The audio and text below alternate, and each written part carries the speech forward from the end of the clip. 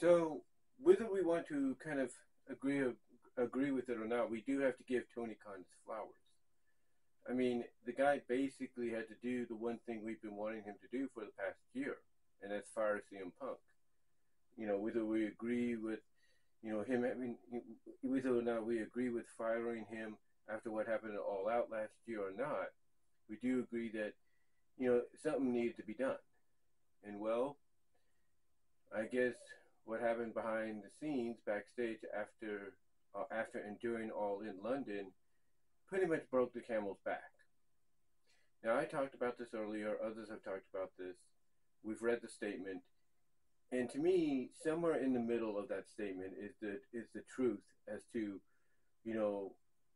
why Tony Khan came to this decision.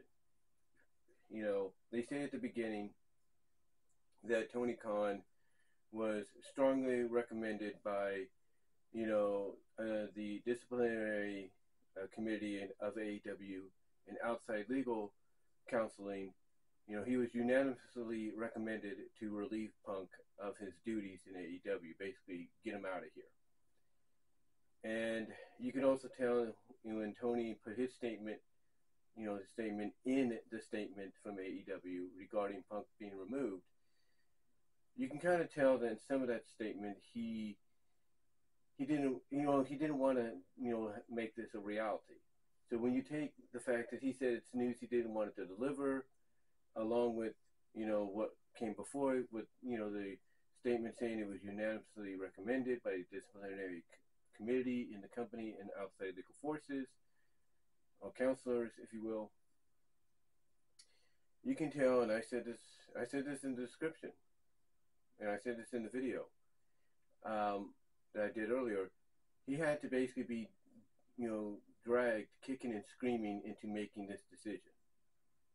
Like, Tony Khan, I think, he could have, I don't think, but I believe he could have easily said, no, I'm not doing this, but I'll come up with a different solution.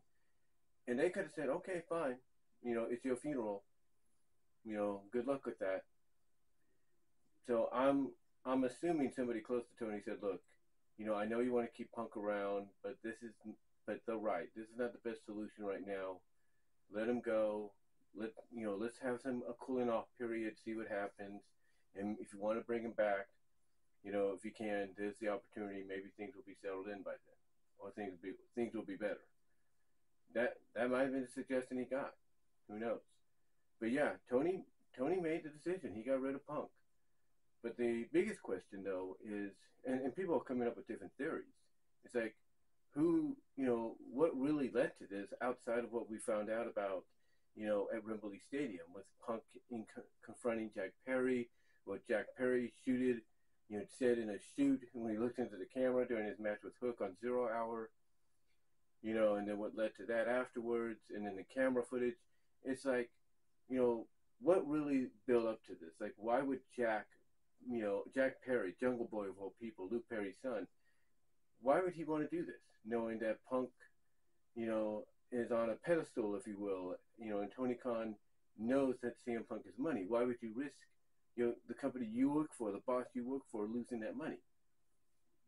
And a lot of people felt that this could have been an inside job, that, Jack Perry was told by the elite, to, screw with Punk, because they knew of what happened last year. And obviously there have been rumors and reports that they've been wanting to get rid of Punk for years, for the past year. They want him out.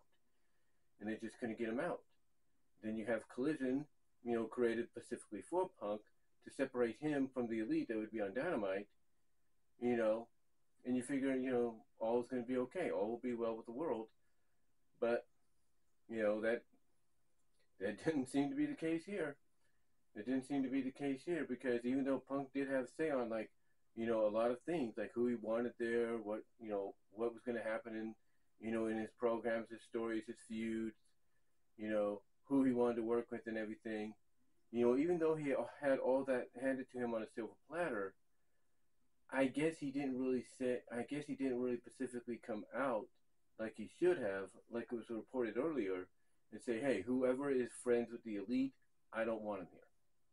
If he would have just said, hey, tell me who's close friends with the Elite, give me a list, and I'll tell you that those are the people I don't want here. I think if he would have done something like that, maybe we wouldn't be in the situation right now that we're in right now. Punk wouldn't be out of a job. But again, the question obviously gets thrown around was this an inside job by the Elite, and Jungle Boy being using Jungle Boy as a close friend of theirs to make this happen. We may never know. We may never know. Or was Punk trying to get himself fired? There have been reports that ever since he came back, he's been trying to get himself fired and everything from the company. Is that true? We don't know. But we all can agree, everybody has said, Punk is the one kind of guy in the business that you do not want to poke.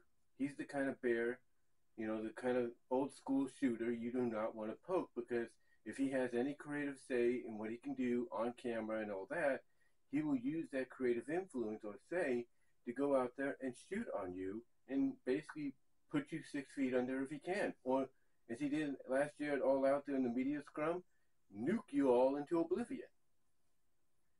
So,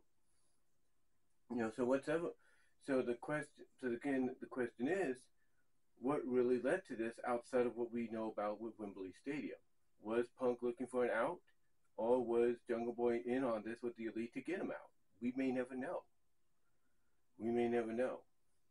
But I can tell you this, honestly, like I said earlier in the video that I did, audio video that I did, I can tell you honestly, again, you look at that statement, and in the middle, in the middle of that, or not the middle of that, but the truth that's in the middle of that statement, with the, reports of there was a unanimous decision by AEW's disciplinary committee and outside legal counseling, to Tony Khan to get rid of Punk, and then you hear what Tony Khan had to say, in that statement. To me, that was Tony Khan. Basically, the truth, in my opinion, is when I read that, it sounds to me that Tony was basically, as I said earlier, dragged in, kicking and screaming. He was just dragged into this situation, kicking and screaming, into firing Punk. I think that's what it was. It's like he probably didn't want to. He was probably kicking and screaming, trying to come up with different excuses. Like, no, we can figure this out. No, we can do that. No, we can do this. But I'm assuming that either his dad or somebody came up to him and said, Tony, I know you want to keep Punk here, but he's too much of a risk. He's too much of a liability. You need to get rid of him, or else this company is going to be turned into a joke, and it will be just another casualty, in this battle of wrestling supremacy. It'll be basically. I'm assuming somebody may have said, you don't do this, then not only it's going to be a detriment to your company, but it's going to make your company another casualty in this overwhelming landscape of professional wrestling, and also prove a certain Levesque person right about the company, being right about the company in the first place.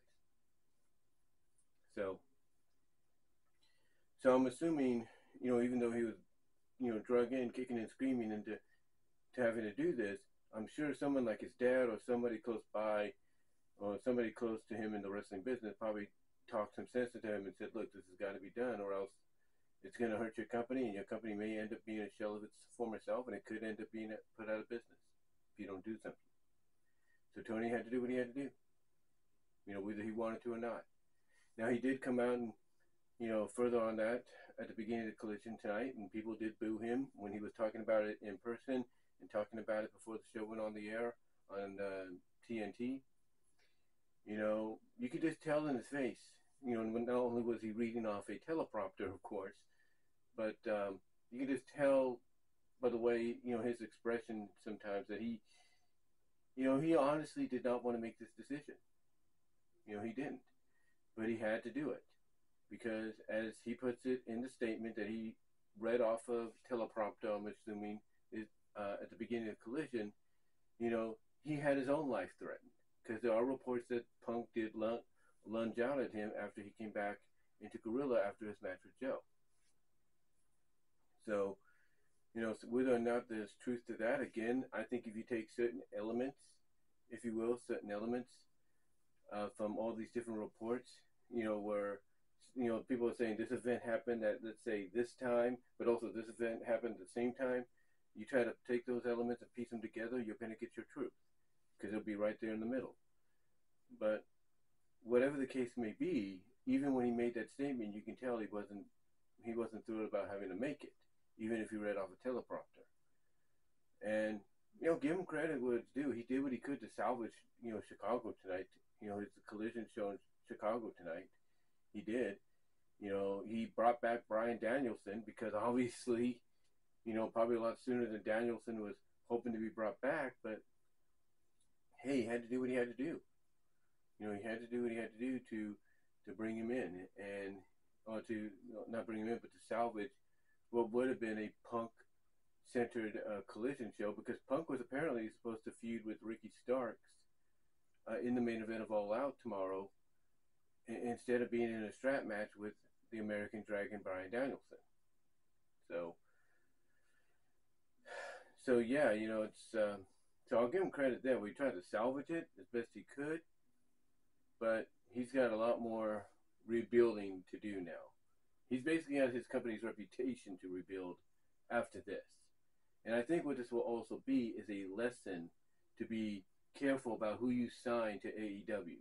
Just because they have name recognition, or just because you want to shove it into WWE's face of, hey, look who I brought back, or look who I got, you have to be careful about, who you got to be careful about who you sign to the company. You got to do a background check on them and make sure that you're not bringing in somebody that could cause disharmony in the company. That's just the way I look at it. But yeah, again, the speculation, the theories going around, I think the truth lies in the middle somewhere. There's a truth there. And if we do get some answers, maybe get the footage, down the line, we'll see. But yeah, all I can say right now is, Tony Khan, hopefully you've learned your lesson from this. And if not, I don't know what it's going to take. But hopefully you've learned your lesson. And next time you bring in someone like a CM Punk or someone similar to a Punk, make sure you put them on a leash. All right? Make sure they understand. You're here to help the company, not harm it. So let me know what your guys' thoughts are. Where do you think the truth lies in the middle? When you piece all the pieces together, all the information of certain events happening at almost the same time as other events. Do you think CM Punk lunging in anger and saying he hates AEW, hates this place, was one of the things that helped the council and helped the committee and the legal counsel to be like, yeah, Tony, you got to get rid of him? Do you think that was it? Who do you think it was Punk that started it with Jack, or maybe it was a mutual, confrontation? What are your thoughts? What do you think happened? Do you think we'll get the footage down the line? Let me know what your thoughts are. Do you think it was an inside job by the Elite to get rid of Punk? Or do you think Punk was trying to get himself fired for the past year just to get out of here? What are your thoughts? Let me know down below. Comment if you like. Let me know how you feel about this when it comes to Tony Khan. Hopefully learning a lesson from this. Let me know what you thought about Tony doing this, even reluctantly in my opinion. Let me know. And until then, guys, I will talk to y'all later. God bless. Take care.